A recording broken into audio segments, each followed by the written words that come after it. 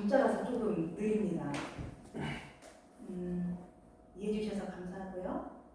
이제 본문 말씀의 제목은 그들의 말들은 육체요 영이 아니라라는 제목으로 잠시 은혜를 나누도록 하겠습니다.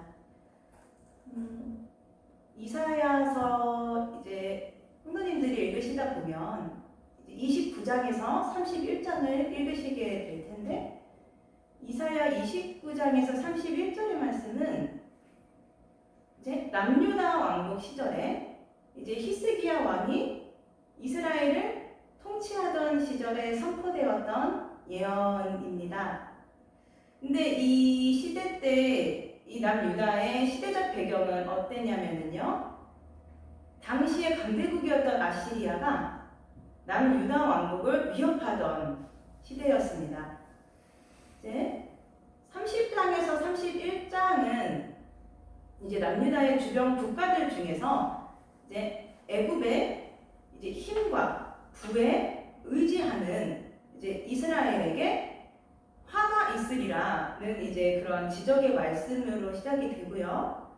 그리고 오늘 낭독한 본문 31장은 애굽과 동맹을 맺은 남유다가 부끄럽게 될 것을 이제 예언하고 있는 말씀입니다.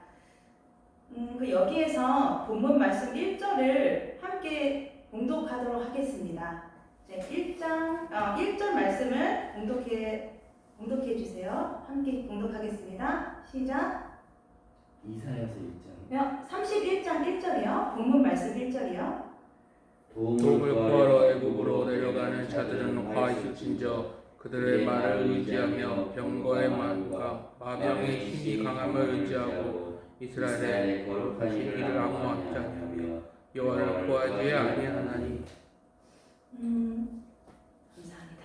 이제 1절 말씀을 이제 보면은 여기에서 이사야 선지자가 이제 애굽의 그 많은 도움들, 애굽이 제공하는 도움들 가운데서 특히 말이라는 동물 말이죠. 그 말에 지목하고 그것을 거론을 하고 있습니다.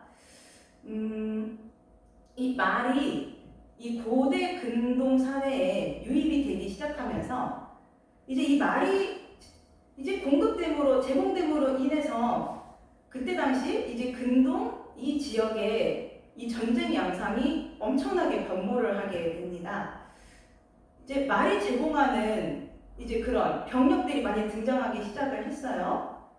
그러니까 기병대가 생겨나기 시작했고 이제 병거가 생겨나기 시작했습니다. 이제 이로 인해서 이제 그 파괴력도 엄청나게 커졌고 이제 전쟁의 질 또한 변모하게 됩니다. 그래서 이 마병, 기병대 그리고 이 병거의 보유력으로 이제 그 당시 때 그 국가의 군사력이 얼마나 강하냐라는 것을 판단하는 그런 기준이 있게 되었습니다. 이로 보았을 때 이 아시리아는 그 당시 때 정말 감히 범접할 수 없는 그런 독보적인 군사력을 가진 강대국이었다고 볼 수 있습니다. 그리고 이스라엘이 동맹을 맺은 애굽 또한 이에 못지 않았음을 알 수 있습니다. 이 말씀으로 보았을 때 당시 남유다가 이 애굽이 가지고 있는 그 병력의 그 말에 그리고 그 기병대의 그 군사력에 마음이 쏠렸을 것이라는 것을 이제 알 수 있습니다. 그런데요, 하나님께서는 애굽의 말과 그들의 병력을 의지하면 화가 있으리라고 분명히 말씀을 하셨어요. 그런데 그렇다면 주님께서 이렇게 말씀을 하셨는데, 그때 이 말씀에 따라서 남유다는 하나님을 의지해야 했습니다.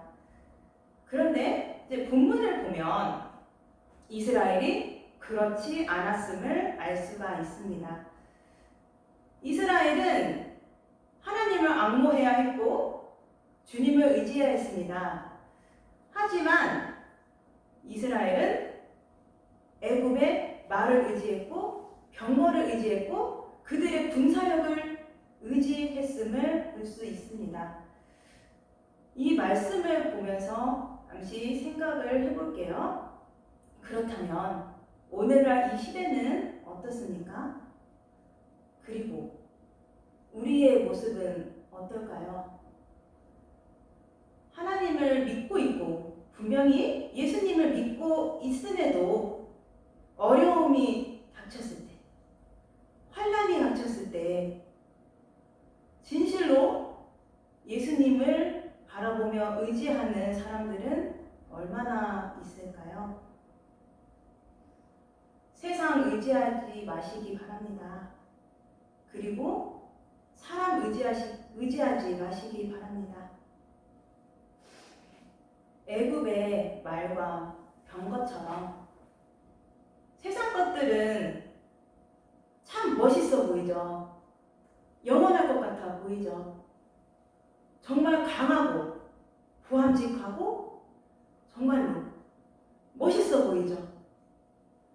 하지만 이 세상을 의지하는 자들, 다시 말해서 하나님을 의지하지 않고 애굽의 말과 병거를 의지했던 이스라엘처럼 세상을 의지하는 사람들의 마지막은 비참하기 이를 데 없을 것입니다.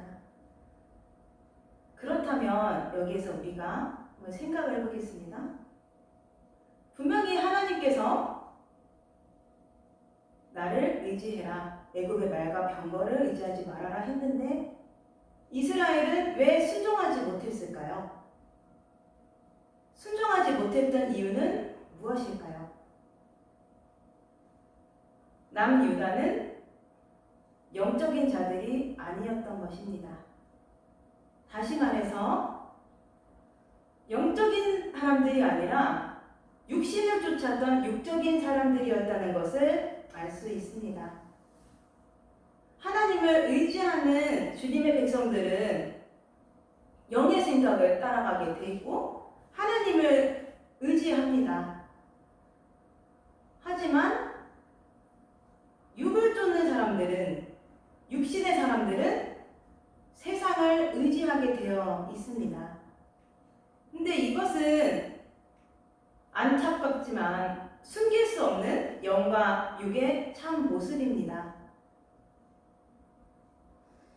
그렇다면 지금 교회 안에 있는 성도들 가운데서도 육적인 사람들이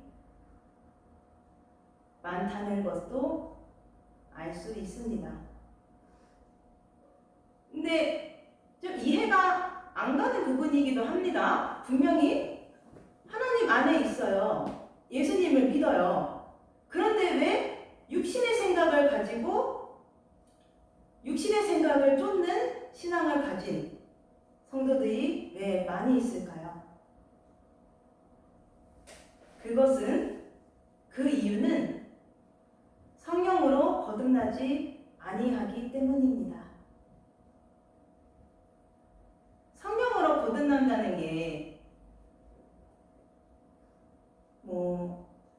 우리가 방언을 하고 그리고 성령의 은사들만 받아서 그 은사들이 막 나타난다고 해도 그것이 그렇다고 해서 모두 다 성령으로 거듭났다는 것은 또 아닙니다. 그리고 또한 성령으로 거듭났다고 해서 이제 난 다 됐어. 문제 없어. 이제 나는 온전한 믿음으로 이제 됐어. 이렇게 장담할 수도 없다는 거예요. 그렇다면 우리는 계속 성령 충만해야 한다는 것입니다. 육신을 입고 이 세상을 살아가는 이상 날마다 성령으로 충만하지 않으면 육의 생각에 지배될 수밖에 없어요. 여기 예단교회 성도님들 모두가 날마다 성령으로 충만해서 영의 생각을 쫓는 성도들이 다 되시기를 축복합니다. 그렇다면 잠시만요. 성령 충만은 뭘까요? 성령 충만이 뭘까요? 성도님들 한번 생각해 보세요. 성령 충만하면 어떤 개념이 떠오르십니까? 제가 초신자 때 성령 충만을 오해를 했었습니다. 눈에 보여지는 게 당장 감각적인 게 성령 충만한 건 줄 알았어요. 물론 그것도 성령 충만의 하나의 현상이라고 볼 수 있겠지요. 네, 하루아침에 능력받고 은사가 막 나타나고 번개불이 눈앞에서 반짝반짝거리고 그런 감각적인 개념이 성령 충만이라 생각을 했습니다. 근데 성령 충만이 무엇이냐면 성령의 다스림 안에 온전히 거하는 것입니다. 성령의 다스림 안에 온전히 거할 때 우리는 영의 생각을 추구하고 또 영적인 사람으로서 예수님의 마음을 가지고 살아갈 수 있는 것입니다.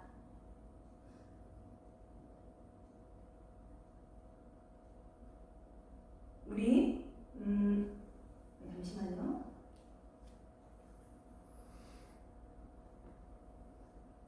그렇다면 이제 남유다가 결국 하나님의 말씀에 순종하지 않았던 이유는 이것으로 정리할 수 있습니다. 그들은 육신을 따르는 자들이었고 성령으로 충만하지 않았던 것입니다.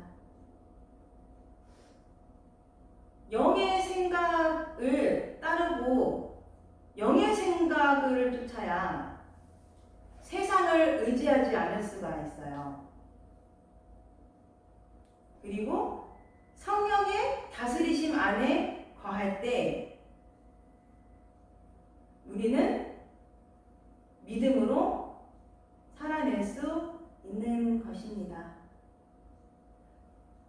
이 세상을 보면 점점 날이 갈수록 이 영의 생각이 육의 생각에 지배되고 이 육신의 생각이 점점 영의 생각을 잡아먹는, 그래서 영의 생각이 소홀해지기 쉬운 그런 시대로 점점 가고 있는 것 같습니다.